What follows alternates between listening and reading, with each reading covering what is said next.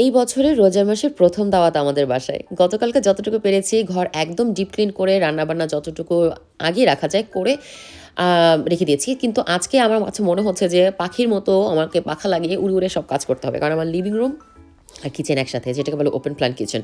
So আমি চাচ্ছি না আমার কোনো কিছুই ওয়ার্কটপে থাকবে। গরম জিনিস সব ওভেনে চলে যাবে, ঠান্ডা জিনিস সব ফ্রিজে চলে যাবে।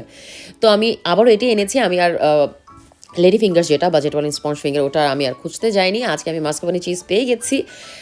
কারণ আমার কাছে এই বিস্কিটটা দিয়ে যে বানিয়েছিলাম লাস্ট টাইম তিরামিসুটা খুবই দারুণ হয়েছিল। রেসিপিটা কিন্তু আমি অলরেডি শেয়ার করেছি। তো আমার তিরামিসুটা বানানোর পর আমি যেটা করব, দই বড়ার জন্য বড়াটা সেটা বানাবো। এটা আমি বেসন দিয়ে বানাই। বেসন আমি হলুদ, মরিচ, জিরা, ধনিয়া, গরম মশলা, আদা রসুনের পেস্ট একটু একটু করে সব কিছু দিয়ে দিব, আর লবণ অবশ্যই। আর বড়াটা বানিয়ে নেব। আর এটা কিন্তু বেসিক্যালি বেসন দিয়ে না করে মাসকলাইয়ের ডাল দিয়ে করলে ভালো হয়। কিন্তু আমার কাছে এটা যখনই করেছি সবাই খুব প্রশংসা করেছে। সো আমি বেসন দিয়েই করা শুরু করেছি তারপর থেকে। তো আমি একটু গোল গোল করেও কিছু করবো, আবার আঁকা করেও করবো। আর এই যে চিকেনটা গতকাল যে ম্যারিনেট করে রেখেছিলাম, চিকেন 65, ও মাই গড! আর সব মজা করে এসে বলছে, মামা দাও। ও দাঁড়িয়ে দাঁড়িয়ে খাচ্ছিল, আর ঠিক ছোটোবেলার কথা মনে পড়ে যাচ্ছিল। আমি যখন কোনো কিছু বানাতো আমরা এরকম করে নিয়ে নিতাম। তো এটা ফ্রাই করার পর অ্যাকচুয়ালি এতে জাস্ট পেঁয়াজ আর ক্যাপসিকাম দিতে হয়। আমার গ্রিন ক্যাপসিকাম খাবার বাইরে গেছেও নিয়ে আসবে, আনলে আমি জাস্ট দিয়ে দেবো। আর কাটাকাটি কিন্তু পর্ব শেষ হয় না, ঠিক না? যাই হোক, দই বড়াতে আমি আলু, kidney beans, chickpeas, tomato, cucumber দিই।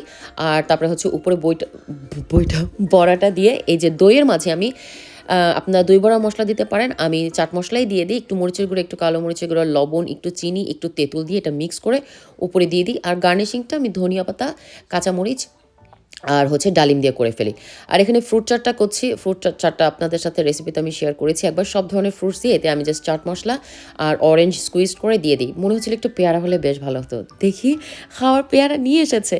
দাম জিজ্ঞাসা করতে বললো এক একটা পেয়ারা 70 পেন্স করে। মাশাল্লাহ, ও মাই গড! এত দাম আপনারা বলবেন। যাই হোক, কালকে আমি যে চিকেনটা ম্যারিনেট করে গেছিলাম, মুরাদাবাদি বিরিয়ানি বানাবো, পোলাও বিরিয়ানি, সরি। ওটা আমি দিয়ে দিব। চিকেনটা হতে হতে আমি কুইকলি গোসল করে নামাজ পড়ে চলে আসলাম। তারপরে রাইসটা চড়িয়ে দিলাম, ট্যাং আর রোবজা বানিয়ে ফ্রিজে রেখে দিলাম। এরপর হচ্ছে তরমুজটা কেটে একটা ফ্রুট প্ল্যাটার করবো বাচ্চাদের জন্য, বড়দের জন্য তো ফ্রুট চাট আছেই। আর ভাবির ঘি দিয়ে আমি উপরে গার্নিশ করে দেবো আমার মুরাদাবাদি পোলাও বিরিয়ানি।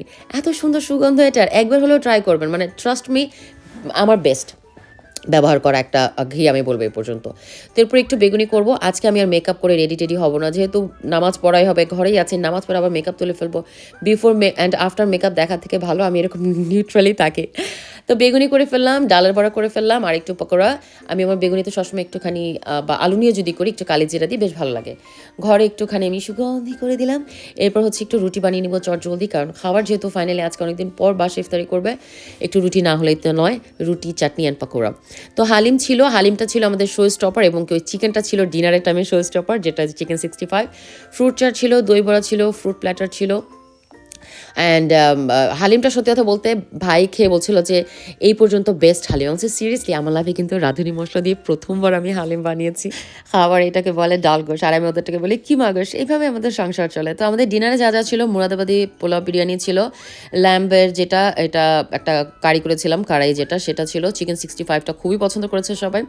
সবার খাওয়া দাওয়া শেষ, সবাই চলে গেছে। এখন হচ্ছে যেটা আমাকে পরিষ্কার করতে হবে, বাট আমি পরিষ্কার করবো না, কারণ সকাল 10:30 11টা থেকে আমি রাত্র 11টা পর্যন্ত এক পায়ে বকের মতো দাঁড়িয়ে থেকে বা কিসের মতো ছিলাম আই ডোন্ট নো। আমি খুবই টায়ার্ড।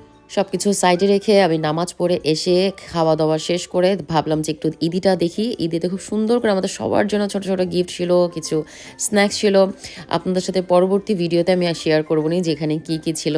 আজকে আর প্যাকেটটা খুলতে ইচ্ছে হচ্ছে না, কারণ ছেলেদের সাথে খুলবো, ওদের সাথে খুললে ওরা অনেক খুশি হবে, কারণ ওদের জন্য কিছু জিনিস ছিল এখানে। খুবই কিউট একটা গিফট আইডিয়া, ঠিক না? আমরা কিন্তু এরকম খুব সহজে করি না, কিন্তু ওদেরকে দেখেছি সব সময় এইভাবে করতে। যাই হোক, আজকের জন্য এখানে বিদায় নিচ্ছি। সবাই ভালো থাকবেন, আমাদের জন্য দোয়া রাখবেন। আল্লাহ হাফেজ।